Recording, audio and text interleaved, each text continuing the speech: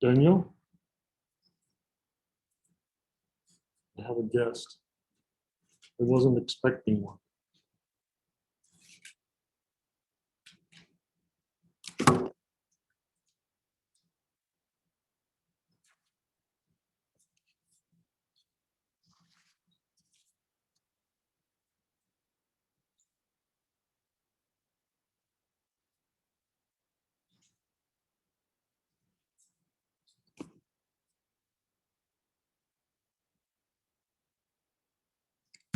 Yeah.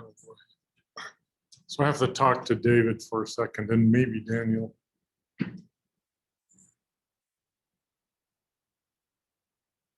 So if you're watching this only on the recording, not in class, those are the ways that we know how to determine the behavior of a series. And I'd encourage you to take a picture because it's going to be out of our vision during the main class.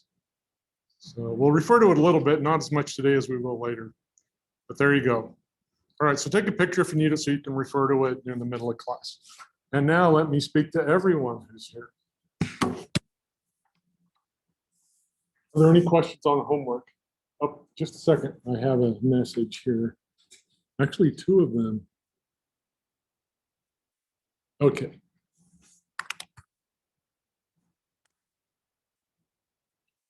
Are there any questions on the homework?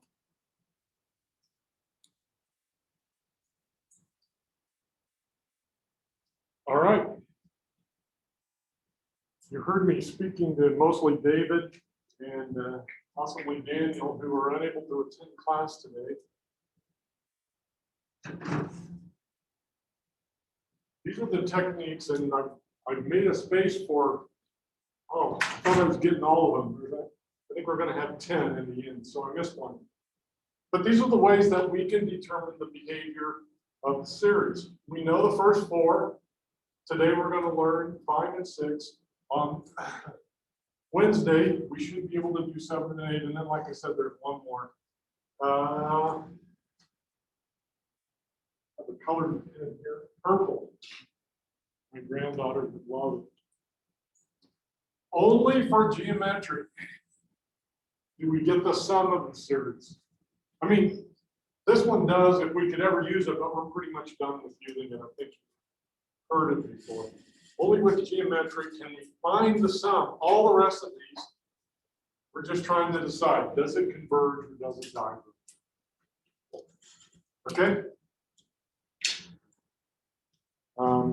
That doesn't seem like a lot of information. How can we use it? Well, we won't worry about that so much. I think we'll get some good reasons later on. For now, we're just going to worry about, does it converge or does it diverge? And can we prove the result? We apply the test to prove the result. All right. We've been having pretty good problems on the XYZ homework, but that stops. Today, the homework's pretty weak.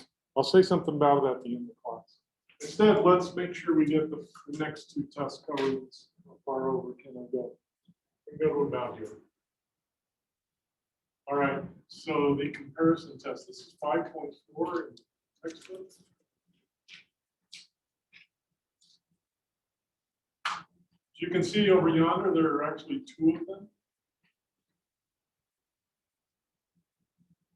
We're talking about determining the behavior of a series, and for comparison tests, we're only going to worry about series where all the terms are positive.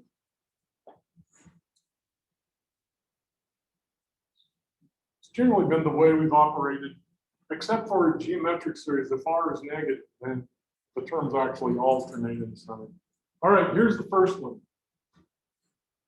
The comparison test.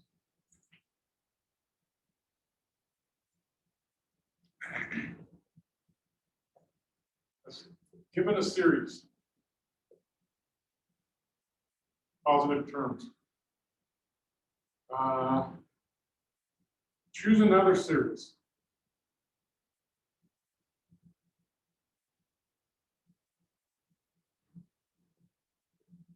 We call it some of the BNs. whose behavior is known.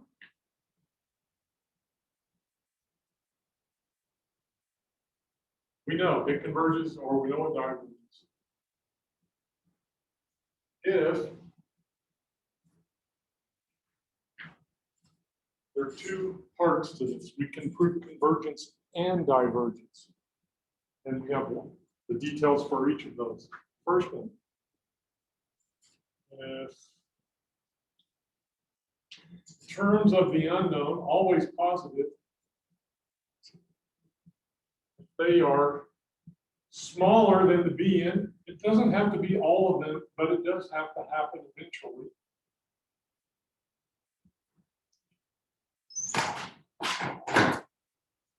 And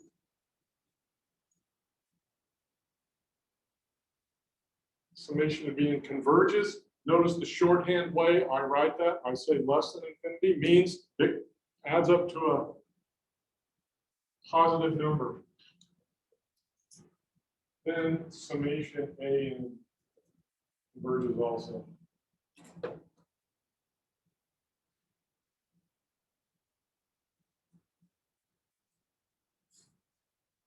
I think it's just common sense. Would someone agree with me?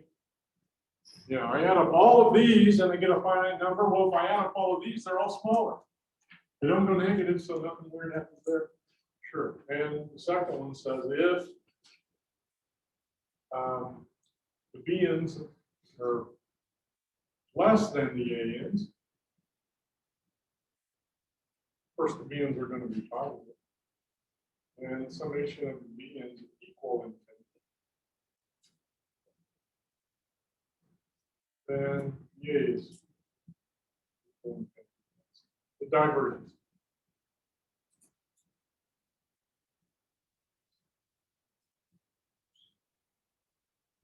Okay.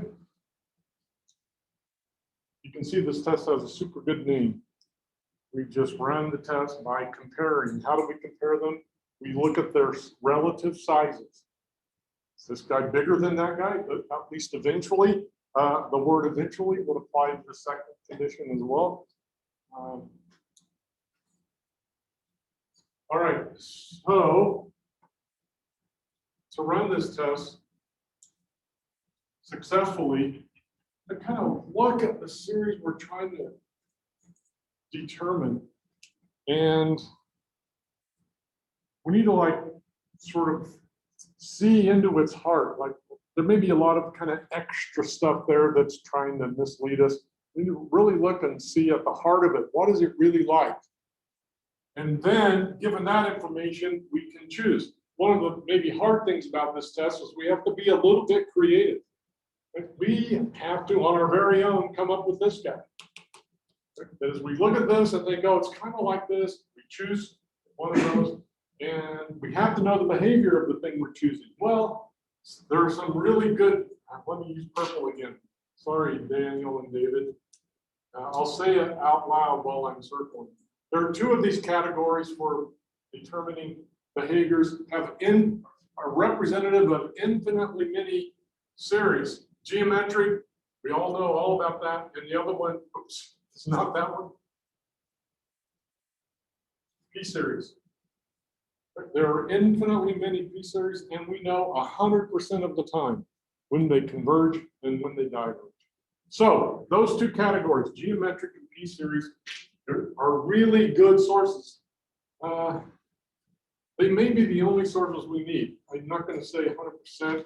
You're probably not 100%. We could think of some weird problems. But for now, I think we're going to use those two sources to choose our BN because we know absolutely when they converge and absolutely when they diverge.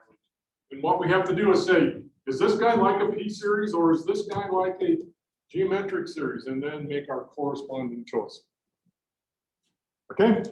For example, wait, I was going to do both tests and then we'll run them side by side. Limit comparison test.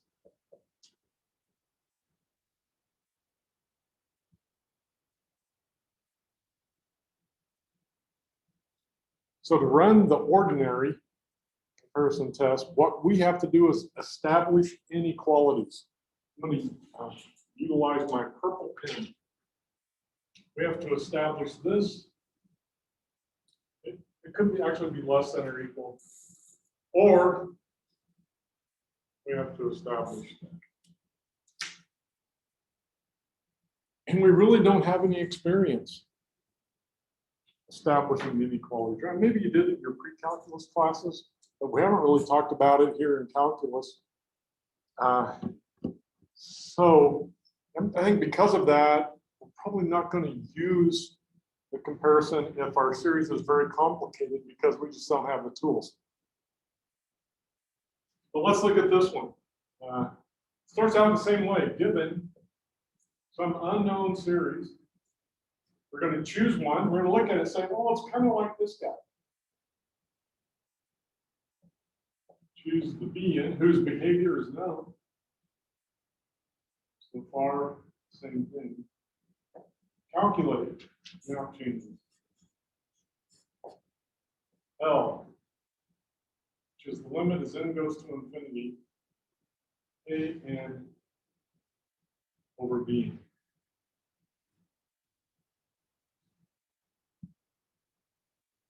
To get the most out of this test, we need it to be in that order. So when we form this ratio, we have the unknown formula on top and the known one on the bottom. And that's the way we'll always do it. If we can get the most information out of it, I'll put that in parentheses, not really part of it. Then, number one, if L is positive and finite,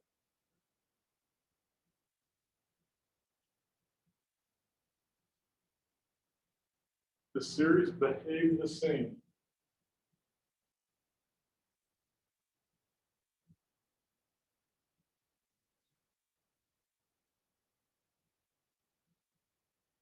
If we're choosing a series whose behavior we know, I calculate L, I get 33. Well, the unknown series, it just became known. It behaves the same as the series I've chosen. All right. Most of the time, there are exceptions, but if we make a really good choice for our Bn series, most of the time that's what happens. We'll get a positive finite value, and we know they behave the same. But sometimes we make a not so well chosen example. If L equals 0, sometimes we can luck out, but I have to make sure something else is true. And the series that I'm using converges less than infinity. Then the unknown series converges as well.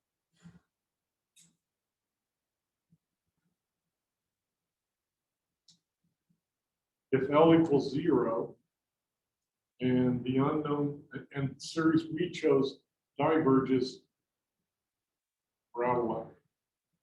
We either chose the wrong test or we chose the wrong series to compare it. Okay, there's that dead end. If L equals infinity, and we need more information, summation Bn's diverges equals infinity, then so do the A's.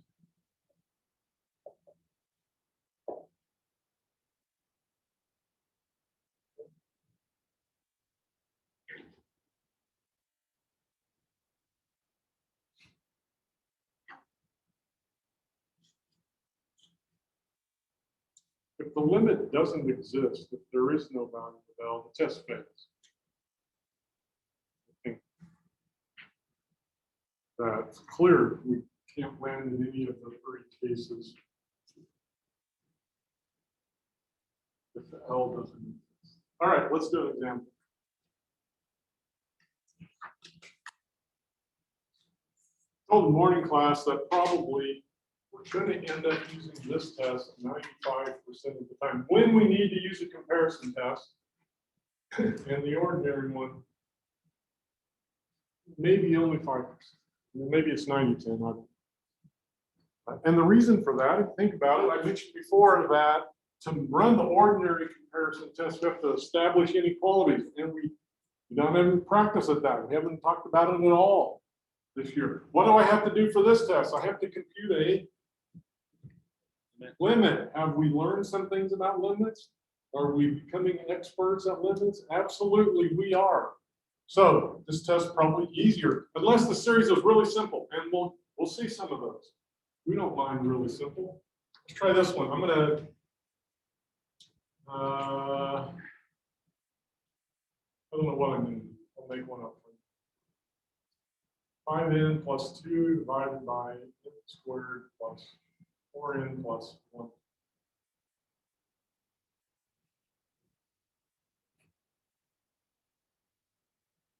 We've never seen this series before. Therefore, we have not determined its behavior, converge or diverge. But take a close look. Can you see kind of what's at the heart of this series? Can you imagine one we might use to compare it with, one way or the other?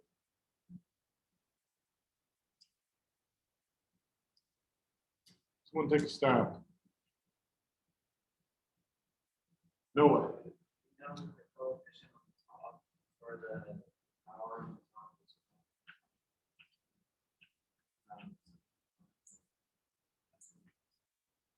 Yeah, so you're right. And if we did that, we would get that the limit of the terms goes to 0. The limit is 0, which is true. But the only time we really look at the function generating the terms at its limit is hoping it's not 0. And then this test, the divergence test, for those of you watching the lecture, it would say it diverges. But if the terms go to 0, like, we don't know. It could converge or diverge. So what I have to do is to dream up this other series.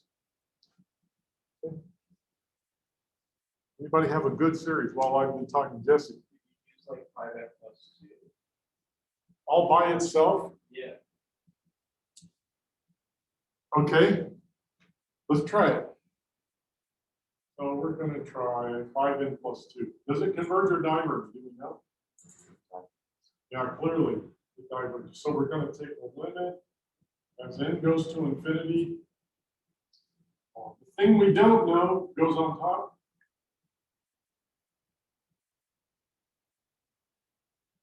The thing we do know goes on the bottom. 5n plus 2.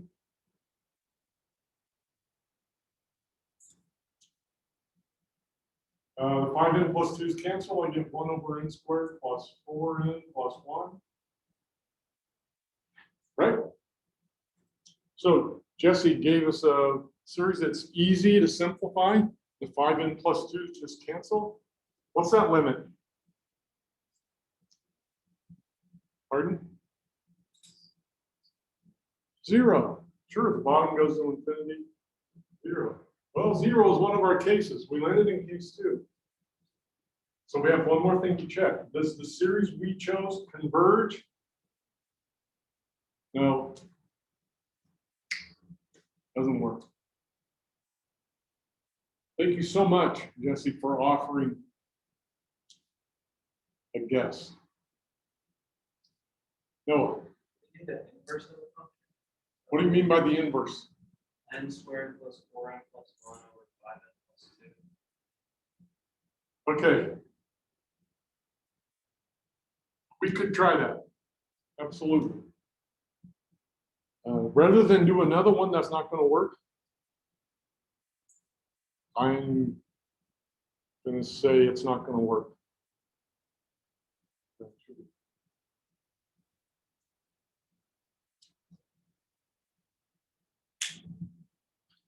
If you,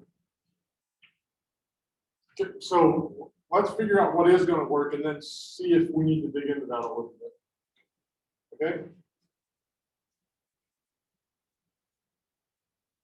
Yeah. Anybody else? Like, look at this. Like what's really going on there? Imagine n is really big. Do 5n over n squared. Which is the same as what? 5 over n. Okay.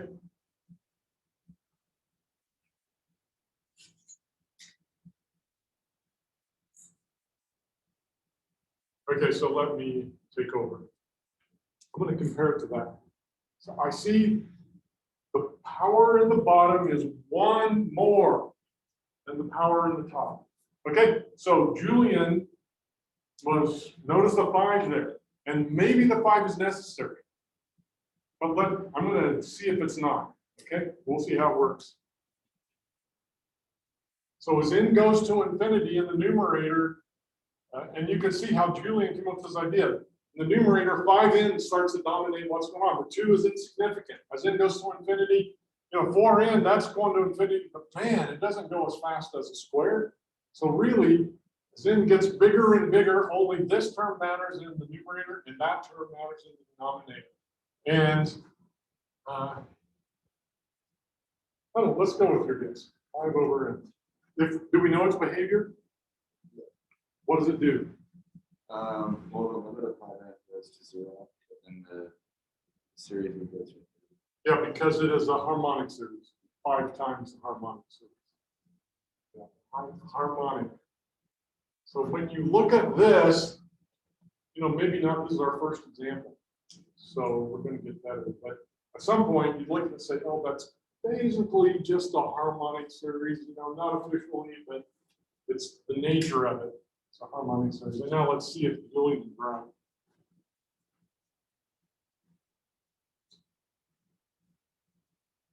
So we're going to calculate L, which is the limit as n goes to infinity. The thing that we do not know, 5n plus 2 divided by n squared plus 4n plus, I think, 1, divided by the thing we know.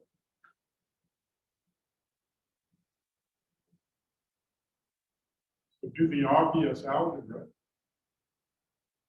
This then kicks up with the numerator. And the 5 stays. So that's pretty simple algebra to get us there.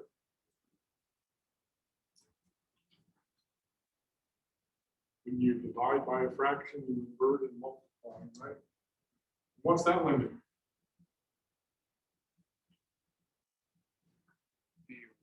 It's 1. How do you know, Scott? Because you got 5n squared on the top and 5n squared on the bottom, and the degrees are similar, so. that The makes it same, one. not similar. Or there. same, my bad. Yeah, I know you believe that. You just said the wrong word. Yeah, 5n squared, 5n squared. Limit is 1. What does 1 mean? Positive and finite means the series behave the same. This guy, how did I write 0? It's infinity. I hope I wrote, if I wrote a 0 there, please, I'll give you 30 seconds to fix your notes. I hope I wrote an infinity and somehow half of it got erased. It's a harmonic, it diverges, there's no question about it. Maybe I wrote the first half of infinity and then I got distracted. But this guy clearly diverges, it's a harmonic series. Now, Julian wanted to use the 5. I can see why he did. Looking at what's going on there, but it's not really all that important. If I would have left the 5 off, I would have a 1 here, and then this 5 would be gone. And Scott, does that change our limit? It changes the value, but it doesn't But it make doesn't it affect. infinity. What's the limit now? It's 5. 5, which is between it's positive and final. So it doesn't change the algebra. Good. So this weird series, it diverges. And you can see how the hard part of the comparison test, both of them, is we have to dream up a series to compare it against. Right? But the divergence test, you just calculate a limit. We know how to do that. The integral test, you evaluate an integral. We know how to do that. But now on these guys, we have to dream up some guy. And, you know, like I said before, the geometric and the P series are really good source, infinitely many series whose behavior we know. Let's illustrate a little different one. Are there any questions?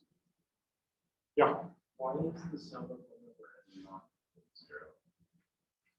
Okay, well, the limit of the terms is 0. I mean, just think about it. We're adding a bunch of positive numbers together. There's no way it can be 0. It's 1 plus a half plus a third. Yeah. So the difference between the limit of the terms and the sum of the series. Try another one. And then I'll do one where the limit comparison won't work. Summation.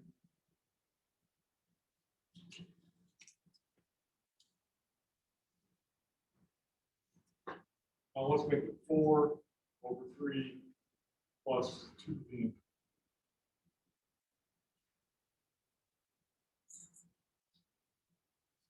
It's not a geometric series. It is not a P series.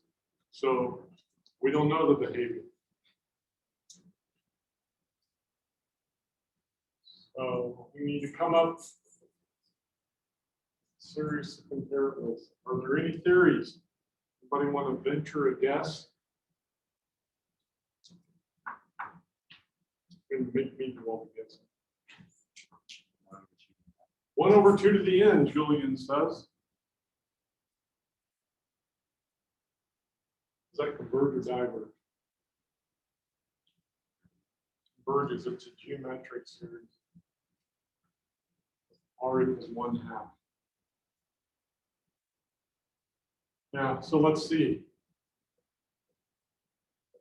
Limit is n goes to infinity. The guy we do not know. Look at the guy we know. And you know, usually these are fractions, and usually this first step, we're just getting rid of the fraction. We get 4 times 2 to the n divided by 3 plus 2.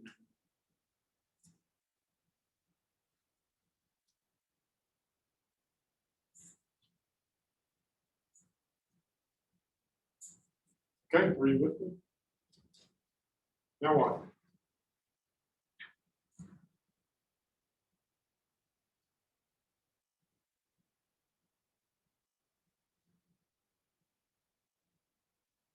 The numerator goes to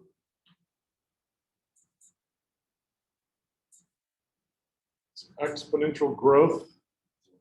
Infinity, the denominator goes to infinity, it's exponential growth. So we have infinity over infinity. Is that 1? No, that means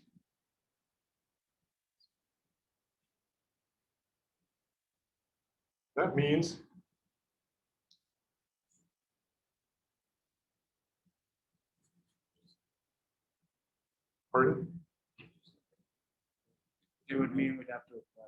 L'Hopital's rule, infinity over infinity. L'Hopital's. We could do it algebraically, but let's just do it by L'Hopital's rule. Goes to infinity over infinity equals, I'll put an LH over this equal sign.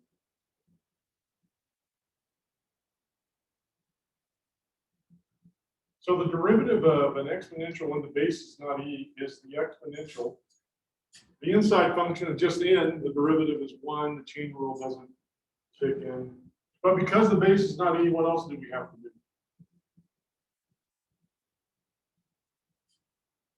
Multiply by the natural log of the base. We don't run into this function very often, but hopefully you can remember. It's the derivative of 3. 0. So over here I get 2 to the n times ln2. The derivative of 2 to the n. That's exactly what it is. 2 to the n times ln2. Now what happens?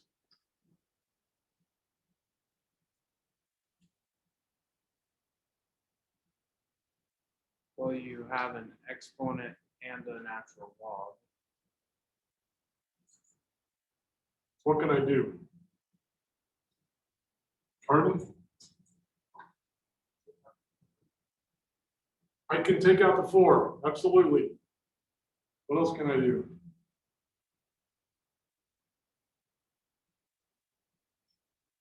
It's a fairly obvious thing. Someone notice it. That's lost you. Yeah, let's cancel LN2 first. Sure, got it. It's a factor, numerator, denominator, throw it away. And Julian said, we can do the same thing with 2 to the n. Got everything is multiplied together. That's crucial. If we're added, it's more complicated. That's not going on. That's why we use Lobinow's rule, because this plus sign is a problem. These cancel, and what's the limit? 4. And 4 is positive and finite. Therefore, we behave the same. And what did we decide about this one? Converges. Converges. I'll use our shortcut. Okay. Converges.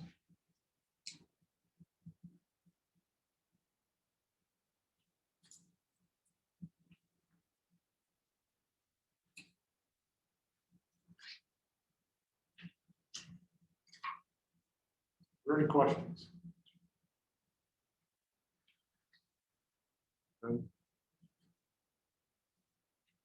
All right. Another example. Summation 4 plus minus 1 to the n.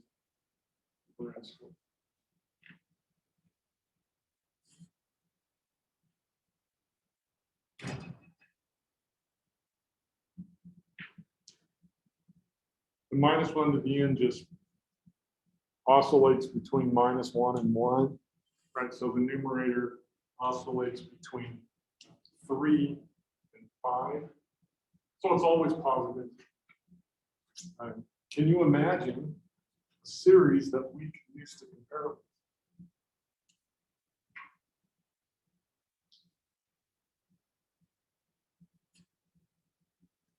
It pretty much has to be a geometric or a P series. Got an infinite pile of both of them to choose from.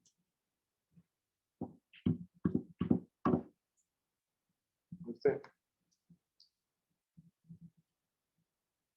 Somebody. Could you do n squared? Say that a little bit more carefully. Could you do n squared? N squared would fail, but you're close. Someone help him. 1 over n squared. That's what you meant, isn't it? And you think, like, clearly that's what I meant. What's wrong with you, Professor? But you know, I want you to say what you mean. Yeah, we're going to compare it with this guy. Does it converge or diverge? Diverge.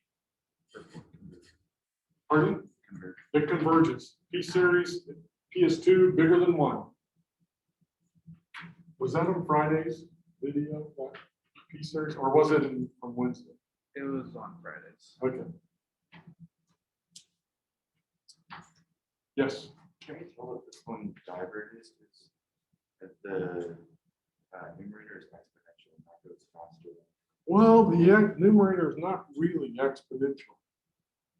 Because Oh. -1 to the n just goes back and forth between -1 and 1. So it was like a minus anything higher than 1. If it were bigger than 1, yes, it would clearly diverge. If it were less than 1, it would converge between -1. Yeah. All right. Now, I earlier told you that 95% of the time when a comparison test needs to be used, it's probably going to be the limit comparison. You should, if you make a list of the sort of importance, this should be before that one. Limit comparison. We should always start there and only go to the comparison if if the limit doesn't settle it and no other test looks like a good one. something else to say. Yeah, and that's because limit comparison, to run the test, we calculate limits. We're experts. We did a whole chapter, chapter 2 in Calc 1, and then we did another section, L'Hopital's rule in chapter 4, Calc 1, and we keep running into them day after day, right? And so we're experts. The ordinary comparison, you have to prove an inequality, and I don't think we've ever done that in Calc 1. You did it in high school. We don't have any fancy tools for that. Although it's what we need to do here, so you'll get a feel for how it works. So we're going to try limit comparison. I'll say try. So our approach is when a comparison test is needed to use limit comparison. And then if it fails, then we'll think about the ordinary. And that's the way this example is going to go. So we're going to calculate L, the limit as n goes to infinity. The guy we do not know, actually write it. Divided by the guy we know. The terms only. And again, that's going to kick an n squared up above. Some simple algebra. Could probably we'll skip the first step. You can see how it's going to work out. Now what?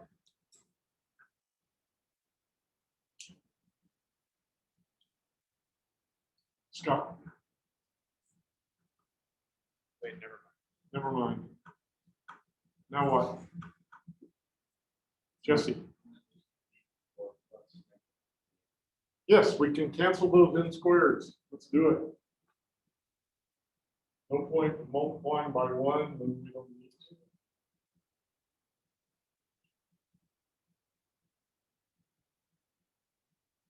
Now what do you think? Is that limit? What is that limit? Does it exist? It oscillates forever from 3 to 5. Does it have a limit? Therefore, does not. The limit comparison test fails. We cannot calculate L. E and E. So we'll go to the comparison test. So the limit, it actually doesn't care. If term by term, I get bigger or smaller, it doesn't really care. The limit kind of covers over all of those details. But now I literally have to make sure that I have to come up with a series whose terms are, did I erase? Yeah, we're starting all over, I guess. Although the very same, well, not quite, very similar series will do the job. The numerator is always less than or equal to 5, right? So I'm going to choose this series. I can write it.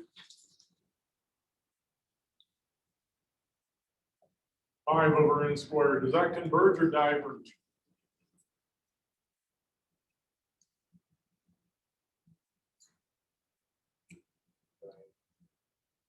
Converges.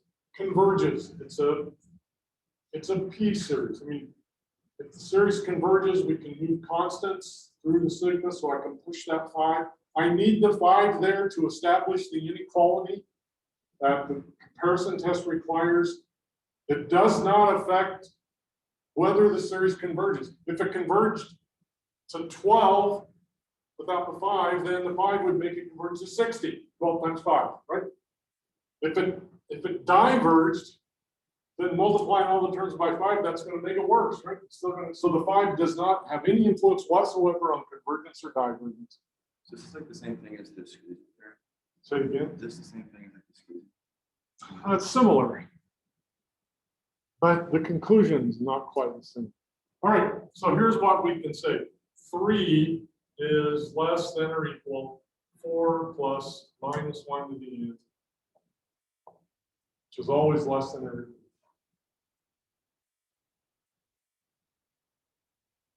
Actually, the 3 is not as important That's just recognizing that all of these terms are positive. So we're on the part that I mentioned twice before, like we're not that good at, and that's, we just haven't had enough experience. Proving inequalities. So you may have a question like, why did you do that? Well, because I'm showing you how we can do something we've never really practiced before. And this is the key here. The numerator, I know, is always less than or equal to 5. Now let's multiply through by n squared, which is a positive number. So the signs of the inequality don't change.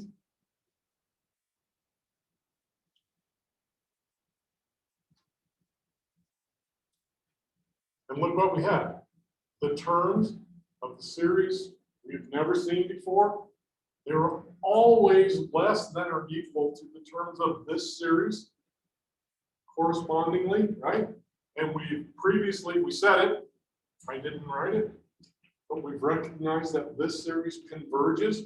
And these guys, term by term, are smaller, never negative.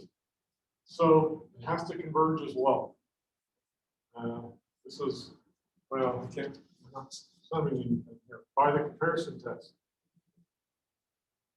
CT, the new series, 4 plus minus 1 divided by n squared converges. It's less than infinity. We established the inequality right there.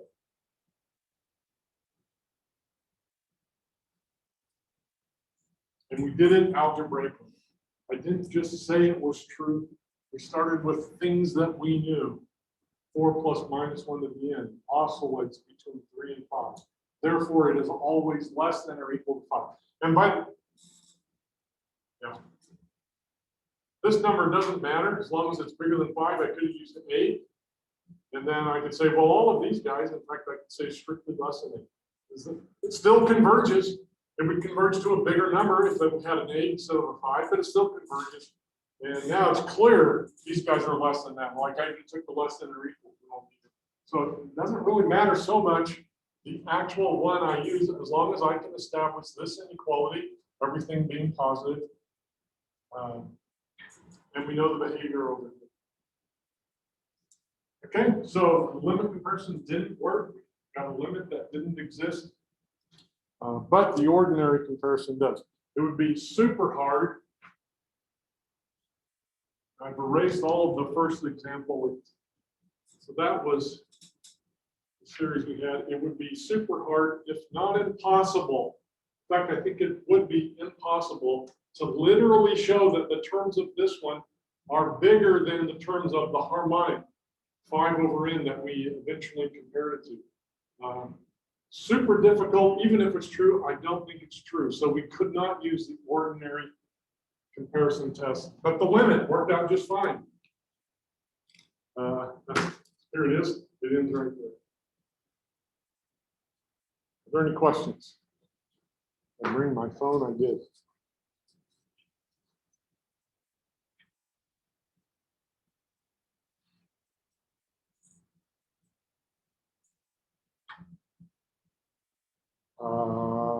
I took a picture of some problems.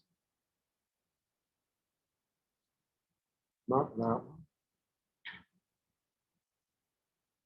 Tegan, pick a number, an integer between 21 and 30. Between 21 and 30. Okay. It's fairly amazing. I told the morning class the same thing, and guess what Ben picked? 24. So maybe you guys study with people in the morning class. Let's make another problem available. So don't pick 24. Okay. 27. Beautiful. Okay, we're going to do 27 super fast because it's almost identical to this. And then we'll let somebody pick another problem. Hopefully one that we'll have to do a little work on. So example. EA or AE? It's EA, isn't it?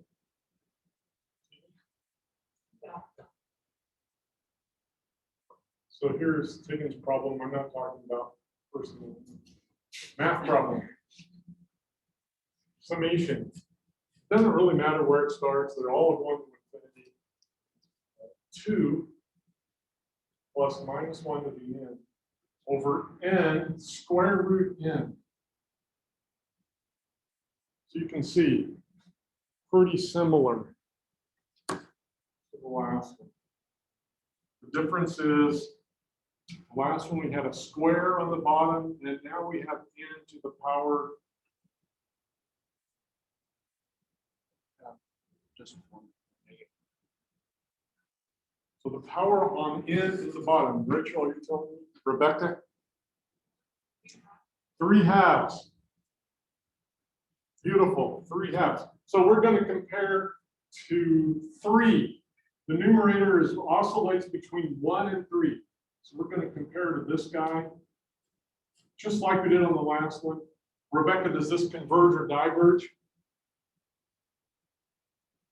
It converges. P equals 3/2, bigger than 1. And now it goes exactly like the last one.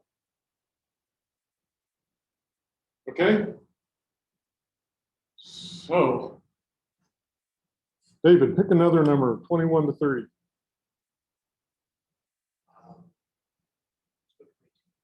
22. Oh, this is a good one. I mean, they're all good. And you're a math teacher. It's a good one because we're about out of time. I think we can do this one fast. 4 plus 3 to the n divided by 2. Think about that for 15 seconds.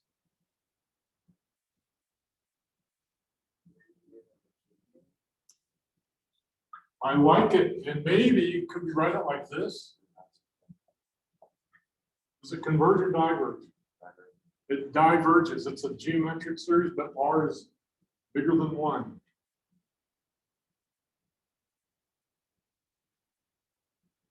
Okay, everybody see that? As n gets big, that 4 becomes insignificant. So the guy we don't know divided by the guy we do. One separate them out just the way that, is it Noah or Julian told me? Julian?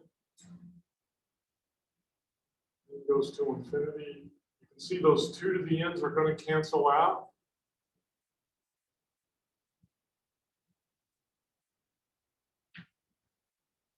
And that limit is going to be 1.